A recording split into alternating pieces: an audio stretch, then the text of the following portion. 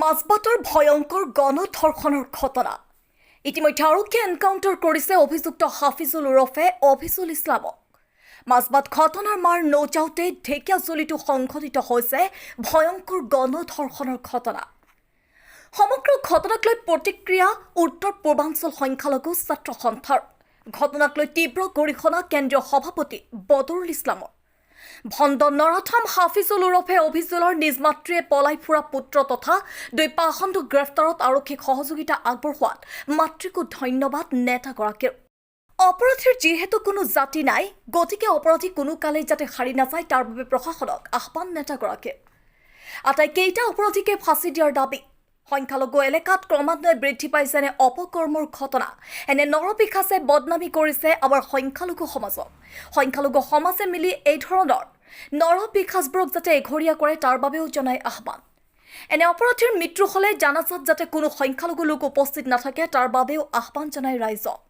নৰাথম এনে সংখ্যালঘু লোকসকল আমাৰ অভিভাৱক নহয় বুলিও মন্তব্য কেন্দ্ৰীয় সভাপতিগৰাকীৰ। এনে ঘটনাৰ পাছত যেন সংখ্যালঘু ৰাইজক বেয়া দৃষ্টিৰে নাচায় তাৰ বাবেও আহ্বান জনায় কেন্দ্ৰীয় সভাপতিগৰাকীয়ে।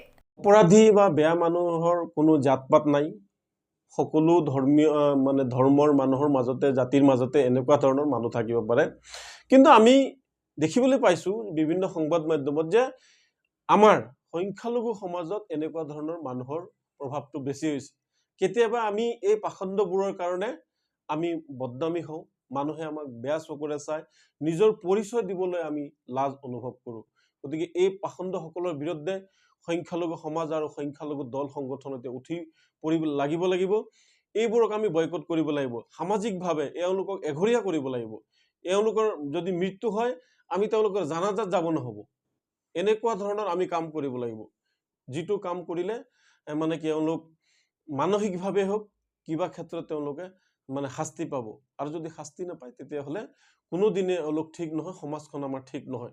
আমি অসম আৰক্ষীক ধন্যবাদ জনাইছোঁ যে মাজবাট কাণ্ড বা ঢেকীয়াজুলি কাণ্ডৰ যিসকল অপৰাধী আছিল তেওঁলোকক গ্ৰেপ্তাৰ কৰিবলৈ সক্ষম হৈছে বা তেওঁলোকক এনকাউণ্টাৰ কৰিছে।